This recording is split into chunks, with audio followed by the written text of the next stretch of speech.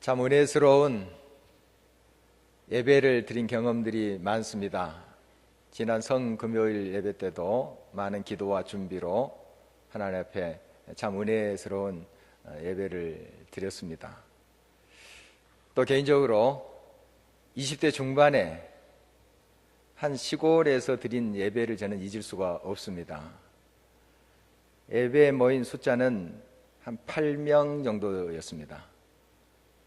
그리고 그 구성원들은 중년 남자들입니다.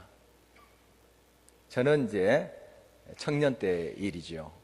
몇 번 청년 때에 지리산 자락에 가서 전도한 이야기를 했습니다. 그때 있었던 일이죠. 면 전체에 교회가 하나도 없었어요. 그리고 그곳에 군청의 자료를 보니까 그 당시에 기독교 인구는 0명으로 나와 있습니다. 그런 면이 있더라고요. 물론 한두 명 있었겠습니다만 조사상에 기독교인 0명이 있더라고요. 그런 곳에 주말마다 내려갔습니다. 신학교 학생 때인데요. 그리고 그 마을 면 소재지에 무당들이 있었습니다. 그래서 그 마을 전체가 무속신앙의 분위기였어요. 하루가 멀다 하고 굿소리가 들리는 그런 마을입니다. 면 소재지라 해도 한 60여 가구 있는 자그마한 마을이죠. 그곳에서 영적으로 많이 전쟁을 치렀습니다. 물론 마을 사람들 만났을 때 항상 반갑게 인사드리고 공손히 했습니다만은 그 전체 마을 분위기를 헤쳐가기란 참 영적으로 버거웠던 것이죠. 그런 가운데 하나님께서 한 교회, 남성교회랑 연결을 시켜주셨어요. 그 남성교회에 한 40대 되는 성교회에서 헌금도 해주시고 또 찾아오시기도 하셨어요. 그 마을 중앙에 한 100여 평 되는 이제 땅이 나왔습니다. 그 집이 한 20여 평 될까요? 허름한 집입니다. 그리고 슬레이트 지붕으로 기억이 되는데요. 이 집이 나왔어요. 그래서 기도 중에 이 집을 샀습니다. 여러분들의 헌금뿐만 아니라 이 남성교회의 도움이 컸던 것이죠. 그래서 이제 처음 예배를 드리는 주일이었습니다. 그것도 이제 미리 이 예배를 드리기 위해서 좀 준비를 했습니다. 그 방의 벽을 텄습니다. 해머 같은 걸로 이렇게 치니까 금방 무너지더라고요. 그리고 좀 공간을 만들고 장판은 그대로 뒀습니다만은 벽을 좀 발랐습니다. 이제 마을에 있는 고등학생 몇 명을 잡아가지고 같이 작업을 한 거죠. 벽지 사가지고 풀 써서 발랐습니다. 뭐 그런 대로 좀 괜찮았습니다. 그리고 나무를 가지고 십자가를 만들어서 앞에 이렇게 걸었죠. 공간은 조그맣습니다. 첫 주일 예배를 드리는데요. 그 남성교회 회원들이 서울에서 새벽 일찍이 승합차를 운전해서 온 겁니다. 그래서 예배 시간을 맞춰서 오신 거예요. 그래서 드리는 예배예요. 제가 그때에 무슨 말씀을 전했는지 기억이 안 납니다.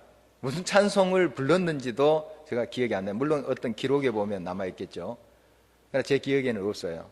그러나 이분들과 함께 드리는 예배 중에 성령의 강한 임재를 느꼈다 하는 것입니다. 그리고 같이 찬송 부르다가 울고 기도하면서 울고 말씀 나누다가 울고 그랬던 시간이었습니다. 한번 여러분 그림을 그려보십시오. 그 중년 남자들이 앉아가지고 방바닥에 엉엉 우는 모습 그려보십시오. 좀 모양이 안 나기도 할 것입니다. 그러나 정말 이 예배만큼 가장 제 기억 속에 아름다운 예배 중에 하나였다. 이렇게 고백할 수가 있습니다.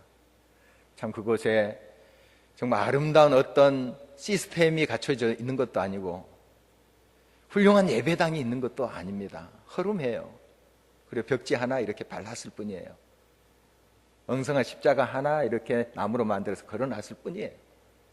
그러나 그곳에 하나님께서 역사하시고 함께 하시는 것을 경험할 수가 있었습니다. 얼마나 감사가 넘쳤고 또 사모함이 있었는지요. 찬송 드리는 그 시간, 정말 하나님의 성령께서 또 역사하시는 것을 강하게 느꼈던 시간이었습니다. 유다 백성들이 바벨론 포로 생활에서 해방되어서 고국 땅에 왔습니다. 온 국토가 엉망진창이에요. 뭐 잘 돌보지도 않았고, 그리고 돌볼 여력도 없었죠. 그리고 외세의 침탈로 말미암아 온 국토가 아주 황폐해져 있었습니다. 예루살렘 그 수도도 예외는 아니었고, 이미 바벨론을 의해서 성전도 회파되었습니다. 철저히 무너졌어요. 형편없죠. 이런 곳에 이제 유다 백성들이 와서 재건을 하게 됐습니다. 먼저 무엇을 했을까요? 먹고 살기 위해서 집을 먼저 지었겠죠. 농토를 일궜겠죠. 당연한 것 아니겠습니까? 그래서 그들이 그런 농사를 지었습니다. 그런데 이 학개에서 1장 말씀에 보니까 하나님께서 이슬을 그치게 하셔요.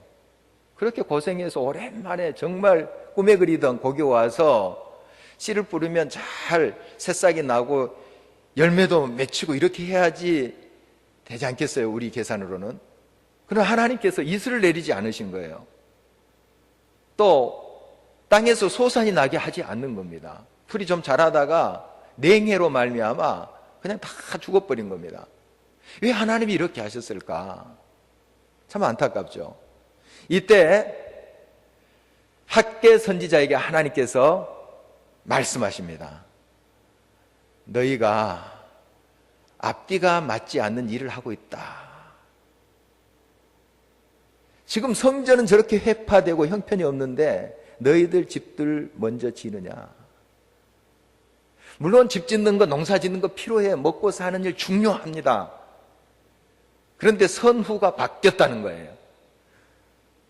지금 바빠서 너무 지금 먹고 사는 문제가 심각하기 때문에 성전 돌볼 여력이 없었던 거죠. 그들이 억지로 그렇게 일부러 성전을 내버려둔 건 아니겠죠. 그러나 먼저 무엇을 해야 되는가 하는 것을 알려주시는 거예요. 성전을 세워라. 그리고 너희 집들도 세우고 농사도 짓고 이렇게 중심을 잡아가는 것이 무엇인가를 선지자를 통해서 하나님께서 말씀해 주신 거예요. 그래서 아차 싶었죠.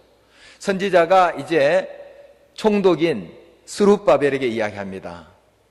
총독은 그 당시에 이제 메데파사에 파송한 그런 유다인입니다. 스룹바벨이라는 사람이 유다인인데 그 사람을 총독으로 세웠어요.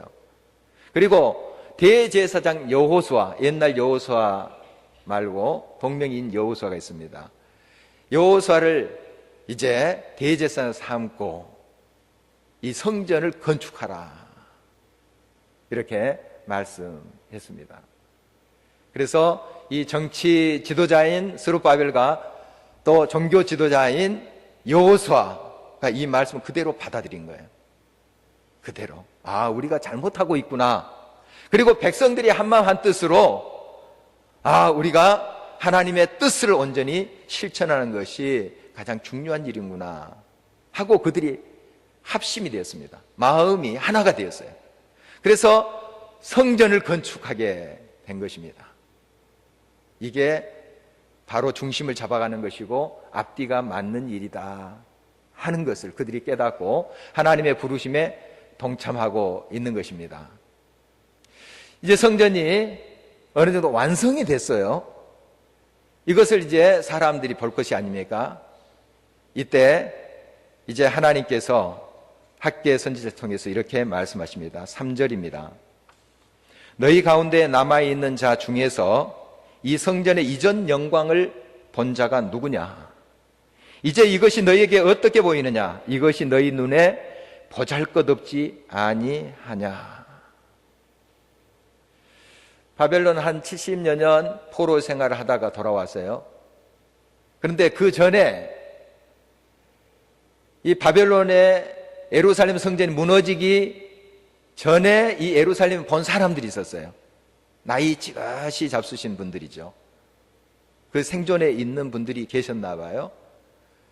그때는 예루살렘 그 솔로몬 성전은 으리으리했습니다. 돌로 짓고 백향목으로 짓고 참 얼마나 훌륭하게 지은 건물인지 모릅니다. 그래서 이스라엘 백성들은 그것이 자기들의 긍지예요. 예루살렘 성전이 자기들의 자랑거리예요.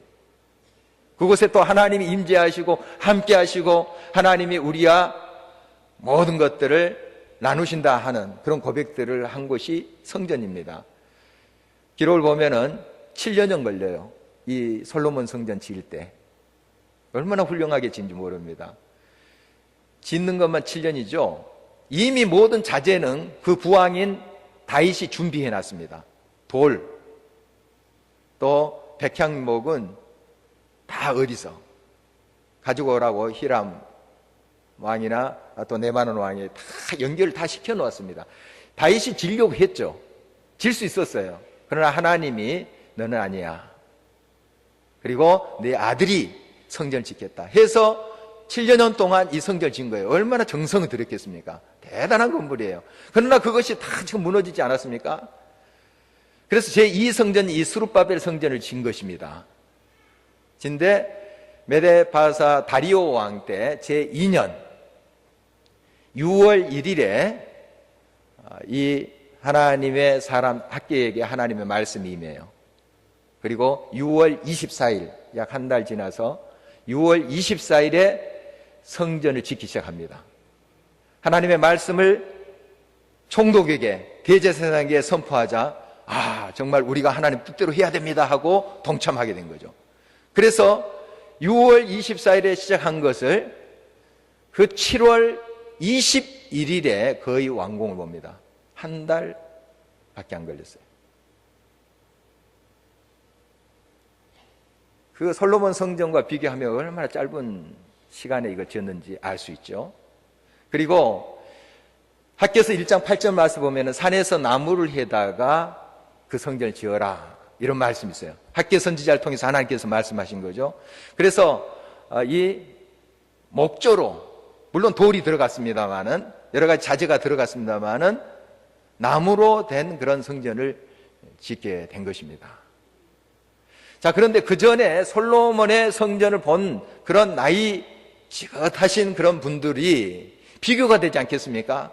그 으리으리하고 자랑거리였던 솔로몬 성전이 무너져 버리고 지금 보니까 상대적으로 초라한 성전이 세워진 겁니다. 보잘것 없지 아니하냐. 비교가 되는 거죠. 그러나 하나님께서는 학개 선지자를 통해서 말씀하십니다. 내가 이곳에 함께 한다 하는 거예요.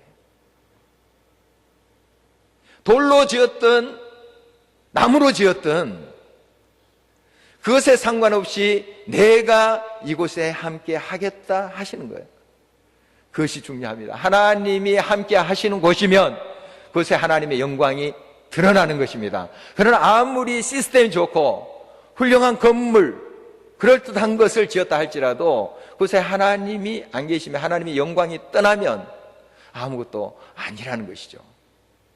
물론 우리가 시스템 잘 갖추고 좋은 건물 짓는 거 좋죠. 그러나 앞뒤가 바뀌면 안 되는 거예요. 하나님의 영광이 오롯이 드러나는가 하는 것이 우리들의 주 관심이 돼야 됩니다. 그리고 우리가 여러 가지 것들을 또 갖추고 세워가고 교회를 사랑하는 말로 벽돌 한 장이라도 또 나르고 하는 것이 중요하지 않겠습니까?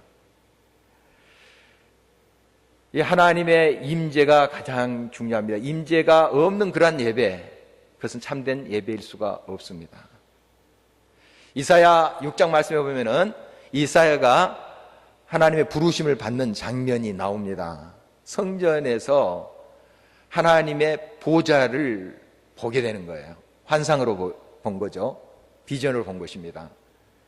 그때 하나님의 보좌를 둘러싼 스랍들이 날개짓하면서 창화합니다. 찬송 부르는 거예요. 서로 화답하면서 찬송을 부르는데 내용은 거룩하시다, 거룩하시다, 거룩하시다 하면서 하나님을 찬송하는 모습을 볼 수가 있습니다. 그곳에 하나님의 영광이 가득합니다. 얼마나 아름다운 모습입니까? 여러분, 찬송 속에 하나님의 영광이 임합니다. 찬송 속에. 여러분, 찬송은 나를 다 내려놓고 하나님을 높여드리는 겁니다. 나를 내세우는 것이 아니고, 나를 자랑하는 것이 아니고, 하나님을 자랑하는 것이에요. 하나님을 높여드리는 것입니다. 곡조 있는 찬송도 있지만 곡조 없는 찬송도 있어요. 고백으로 하나님을 높여드리는 것, 그것도 찬송이에요. 찬양할 때 양자는 높이다 하는 뜻 아닙니까? 높이다. 하나님이 나를 통해서 일을 하셨습니다. 이 고백이 찬송이에요. 나의 능력과 나의 힘으로 한 것으로 생각했지만, 이게 하나님의 은혜 없으면 안 되는 거구나. 그래서 내 입술로, 내 마음 중심으로 하나님이 하셨습니다 고백하는 것이 찬송이에요. 바로 이것에 하나님의 영이 가득합니다. 그런 삶에 하나님이 영이 충만하게 임합니다. 우리 교회가 많은 일들을 하기를 원하고, 또 많은 하나님의 역사를 또 지역사회에 베풀기를 원합니다. 항상 우리가 주의해야 될 것이 있습니다. 하나님의 이름이 높임을 받도록, 우리보다 하나님의 이름이 높임을 받도록 해야 됩니다. 그럴 때 하나님의 영광이 임하는 것이죠. 그러지 않고 우리만 드러난다 할 때는 하나님의 영광은 어디 가버렸어요. 여러분, 날마다 하나님을 높이는 삶 되시기를 바랍니다. 찬송이 넘치는, 찬양이 넘치는 삶이 되기를 간절히 바랍니다. 지난 주일 오후에 부활절 축하잔치를 이곳에서 했습니다. 참 여러 부서에서 또 주높이가 몸찬양으로, 또 중창단이, 또한 여러 우리 어린이들, 청소년, 청년들이 얼마나 하나님께 아름답게 찬양했습니까? 조금 그렇게 부담스러운 분장도 있었습니다.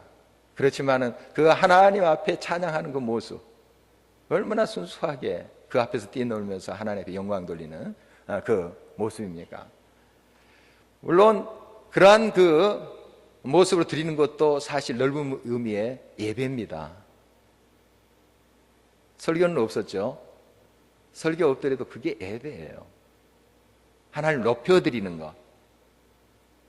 그래서 이런 이제 행사를 할 때 항상 주의해야 될 것은, 물론 우리도 기뻐하죠. 우리도 같이 박수 치면서 즐거워합니다. 그러나 이 잔치의 주인공을 의식해야 됩니다. 율동으로 하든 목소리를 하든 어떤 모양을 하든 이 찬양을 받으실 분은 여호와 한 분밖에 없어요. 그분 앞에서 우리가 뛰노는 거예요. 그리고 우리가 함께 그 안에서 즐거워하는 거예요. 항상 이 의식을 잊지 말아야 됩니다. 그러지 않고서 우리 즐거운 대로, 우리 기쁜 대로 박수치면서 끝내버리면 이것은 예배가 아닌 거예요. 하나님께 예배는 드려야 되는데 우리 즐겁고 그냥 잔치한 거예요. 파티한 거예요. 어떤 모양으로 드리든 하나님께서 영광 받으시도록 하는 것, 그것이 참된 예배고, 그 찬양을 하나님께서 받아주시고 그 찬양 속에 하나님께서 영광 중에 임하십니다. 이 하나님의 현현, 임재를 히브리어로 세키나라고 합니다. 세키나. 이 세키나는 언제 나타나냐면 하나님을 온전히 인정할 때 이 하나님의 임재가 구름으로도 나타나기도 하고 불로도 나타났습니다. 그러니까 이스라엘 백성들이 출애굽해서 이제 성전을 짓는데 이런 돌로 된 성전이 아니고 천막으로 된 성전을 지었어요. 그것은 이제 성막이라고 하죠. 그 성막이 있는 곳에 하나님의 임재가 나타납니다. 구름으로, 어떨 때는 연기로 가득하게 나타납니다. 이게 세키나입니다. 세키나. 어떨 때 그렇게 나타나는가? 그 성소가 굉장한 금치장을 하고 돌로 멋있게 지었고 하는 것에 있지 않아요. 천막입니다. 성막. 물론 정성 들어서 그거 지었죠. 짜서 금색실, 홍색실 해서 짜서 정성스럽게 지었습니다만은 천막이에요. 천막. 그렇지만 그 안에 하나님을 경외함이 있고 하나님을 높임이 있어요. 그러니까 하나님께서 임재하시는 것을 보게 됩니다. 여러분, 초막이나 궁궐이나 진정으로 찬양 드리는 삶에 하나님께서 현현하십니다. 임재하시고 역사하시는 것을 보게 돼요. 성경은 우리 모두가 하나님의 성전이라고 말합니다. 우리 몸이 하나님의 거하실 성전이다, 이렇게 표현합니다. 여러분, 하나님의 임재를 경험하는 삶, 그 몸은 어떤 것입니까? 온전히 마음으로부터 하나님을 인정하고 하나님을 높이는 삶이에요. 그런 삶 속에 하나님이 임재하십니다. 역사하세요. 현현하십니다. 그러므로 날마다 하나님을 인정하고 하나님을 높이는 삶이 되기를 간절히 바랍니다. 바로 이런 삶 속에 하나님께서는 영광으로 늘 나타나신다는 사실입니다. 계속해서 4절 말씀해 보면은 스룹바벨아 스스로 굳세게 할지어다. 또 여호수아야 대제사장이죠. 스스로 굳세게 할지어다. 백성들을 향해서 똑같은 말씀하세요. 스스로 굳세게 할지어다. 이 스스로 굳세게 하라는 그런 말씀은 우리 스스로 홀로 설 수 있다 하는 그런 의미의 말씀은 아닙니다. 우리 스스로 하나님의 일을 감당하고 또 하나님의 역사를 이루는 것이 아니라는 것입니다. 그 말씀을 끝에까지 봐야 됩니다. 내가 너희와 함께 있느니라, 이 말씀이에요. 내가 너와 함께 있느니라. 너희들이 스스로 일어나서 시작해보라. 내가 후원자가 되고 일을 성취하게 하리라 하는 말씀이에요. 응답하라는 말씀입니다. 우리가 혼자서 우리의 인간의 힘으로 이룰 수 있다는 것은 뜻이 아니라는 사실이죠. 내가 함께 하겠노라. 함께 하겠노라. 그러므로 너희가 믿음으로 응답하라고 이렇게 우리들에게 도전하고 있습니다. 여러분, 많이 예를 드는 내용인데요. 1 곱하기 무한대 무한대입니다. 100 곱하기 무한대 무한대예요. 우리는 1이냐 100이냐 가지고 따져요. 누가 100이냐 누가 1이냐. 서로 열등감에도 졌고 우월감에도 졌습니다. 그러나 영원하신 하나님, 전능하신 하나님, 무한대신 그 하나님과 함께하면 다 무한대예요. 초막이나 궁궐이나 그곳에 하나님 계시면 하늘나라예요. 다 하늘나라입니다. 나무로 지었던 돌로 멋있게 지었던 그곳에 하나님이 현현하시면 그곳에 하나님의 영광이 가득 차요. 다 무한대입니다. 우리의 삶은 무한대로 가요. 그러나 0 곱하기 무한대는 0이에요. 0 곱하기 무한대는 0이에요. 아무리 무한하신 하나님 믿더라도 내가 믿음으로 응답하지 않으면 여러분의 삶 속에 역사가 일어나지 않습니다. 바로 그거예요. 너희들이 일어나서 응답하면 내가 함께 하노라, 역사하겠다는 거예요. 무한하신 하나님께서 함께 하시겠다는 거예요. 그래서 우리가 조그만 벽돌 하나라도 옮기는 믿음으로 주님 앞에 나가야 돼요. 날마다 이런 믿음을 가지고 주님 앞에 나갈 때 하나님께서 역사하시는 것입니다. 여러분, 스스로 굳게 하라 할 때는 정말 우리 힘으로 스스로 굳게 설 수가 없어요.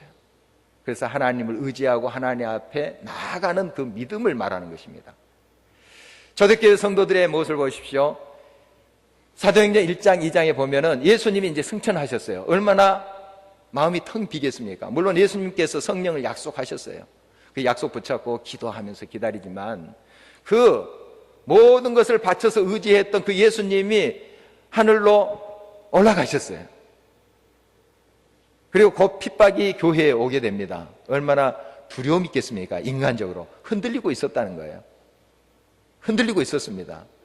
그러나 그들이 기도하면서 약속의 성령을 받습니다. 스스로 굳세게 하다 하는 것이 바로 이것이에요. 여러분, 그러므로 기도의 현장에, 기도의 시간에 여러분 동참하십시오. 함께 하세요. 물론 여러분 개인적으로 기도할 수 있어요.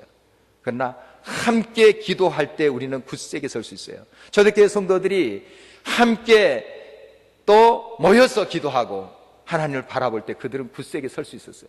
성령께서 함께 하셨습니다. 임마누엘 하나님께서 함께 하셨어요. 그리고 담대히 복음을 증거하고 있는 모습을 보게 됩니다. 여러분, 그러므로 우리가 때마다 시마다 함께 기도하는 그 자리를 여러분 사모하세요. 같이 기도하십시오. 여러분, 스스로 설 수 있는 존재가 아닙니다. 결단하고 일어서서 믿음으로 그 자리에 응답할 때 하나님께서 임재하시고 역사하신다는 사실이죠. 그것을 우리가 늘 기억해야 될 것입니다. 또한 이 스룹바벨과 그리고 여호수아 그리고 학계 선지자 이런 지도자들이 참 앞장서서 본을 잘 보였습니다. 계속해서 5절 말씀을 보면은 너희가 애굽에서 나올 때에 내가 너희와 언약한 말과 나의 영이 계속하여 너희 가운데 머물러 있나니 너희는 두려워하지 말지어다 하는 그 하나님의 말씀을 그들이 붙잡은 거죠. 언약의 말씀, 약속의 말씀을 그들이 꼭 붙잡았습니다. 그래서 그 말씀을 그들이 붙잡자 그들은 다시 힘께 일어날 수가 있었습니다. 그리고 하나님의 전을 아름답게 세우고 그 말씀이 충만한 전으로, 그래서 하나님의 영광이 가득한 그런 성전으로 그들이 하나님 앞에 응답했던 것을 보게 됩니다. 여러분, 말씀 충만이 곧 성령 충만입니다. 하나님의 말씀 붙잡고 있을 때 그 말씀이 여러분의 힘이 돼요. 능력이 됩니다. 노라 일퀸슨이라는 다이빙 선수 이야기입니다.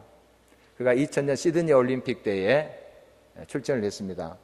10m 여자 다이빙 이 기록은 중국에서 36년 동안 잡고 있었어요. 중국 선수가 다 메달을 휩쓸어 버립니다. 36년 동안. 그런 종목이에요. 거기에 출전하는 이 선수인데, 그것도 올림픽 3달 전에 발가락을 다칩니다. 다리를 다쳐요. 그래서 7주간 동안 병원에 입원을 하게 돼요. 정말 이 중요한 시기에 이렇게 다쳤다는 것은 선수들이 치명적입니다. 실력들이 좀 비슷비슷할 수도 있는데 치명적이에요. 그래도 이제 대회에 출전했습니다. 역시나 중국 선수들이 1, 2위를 쭉 가고 있습니다. 몇 차 시기까지 가잖아요. 그거 한 번 점프해서 들어간 것이 아니고 몇 번 이렇게 시도를 합니다. 1, 2차를 했어요. 중국 선수가 1등, 2등인데 1등하고 5위인 자기하고 점수차가 60점이에요. 거의 따라잡을 수가 없습니다. 아무리 길을 펴고 지금 잘해도. 그런데 그가 점프하기 전에 제가 동영상을 한번 며칠 전에 다시 봤습니다. 봤더니 입으로 뭘 오물오물 하는 거예요. 그게 빌립보서 4장 13절 말씀이에요. 내게 능력 주시는 자 안에서 내가 모든 것을 할 수 있느니라. 이 말씀이에요. 뭘 이렇게 막 암송하는 거예요. 소리는 안 들리는데 점프해서 입수했어요. 4차 시기부터 완벽하게 입수가 되는 거예요. 그리고 1, 2위 한 중국 선수들이 계속 실수를 하는 거예요. 금메달 땄습니다. 그리고 그 이후에 아테네 올림픽 그리고 세계 선수권 대회에서 계속 금메달을 이 분야에서 기자들에게 그런 고백을 한 겁니다. 어떻게 이렇게 정말 36년 동안 이 무너진 아성을 무너뜨릴 수 있었습니까? 내게 능력 주신 자 안에서 제가 할 수 있었습니다. 고백이 그거예요.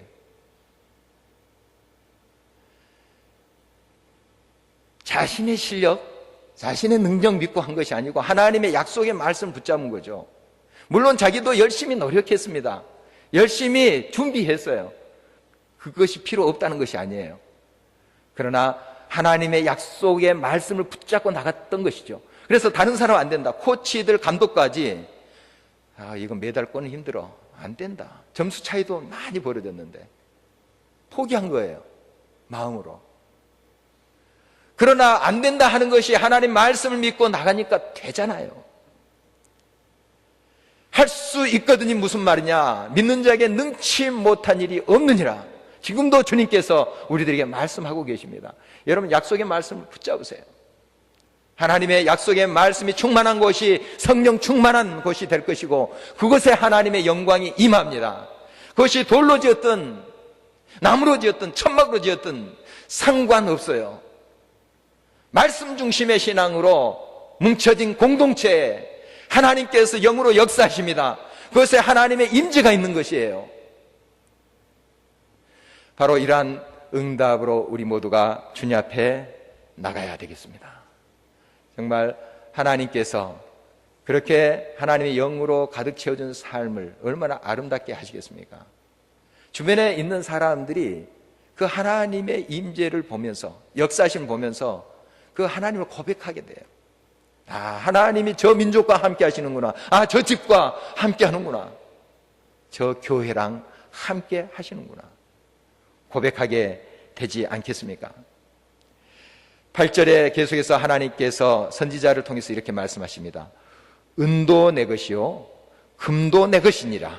만군의 여호와의 말이니라. 이 성전의 나중 영광이 이전 영광보다, 솔로몬 성전의 영광보다 크리라. 만군의 여호와의 말이니라. 내가 이곳에 평강을 주리라. 만군의 여호와의 말이니라. 얼마나 멋집니까? 세상적인 관점에 보면 솔로몬 성전, 스룹바벨 성전을 동시에 본다면 비교가 안 돼요. 비교가 안 됩니다. 얼마나 초라하겠어요. 그러나 하나님의 눈의 관점을 보면은 이 스룹바벨 성전에 하나님의 영광이 임할 때 얼마나 아름다운 모습이겠습니까? 바로 그것입니다. 만군의 여호와가 말하노라. 내가 반드시 전능한 이 팔로 이 일을 이루리라 하는 약속의 말씀이에요. 만군의 모든 것이 능하신 그 하나님이 이루시리라 하는 약속입니다. 여러분의 삶이 어떻습니까? 그 삶이 어떻든 상관없습니다. 하나님의 임재가, 영광이 가득한 삶이 되시길 바랍니다. 늘 하나님을 인정하고 높여드리십시오. 그리고 기도하면서 굳세게 서는 그 자리를 삼하고 나오십시오.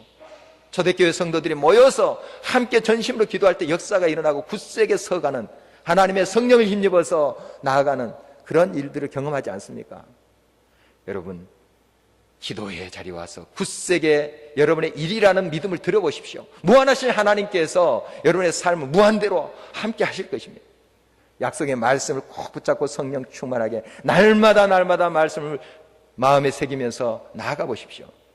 여러분의 삶에 하나님의 영광을 가득 채워 주실 것입니다. 이것이 하나님의 영광을 또 드러내는 이 세상의 빛이 될 것입니다. 우리 함께 찬양하시겠습니다.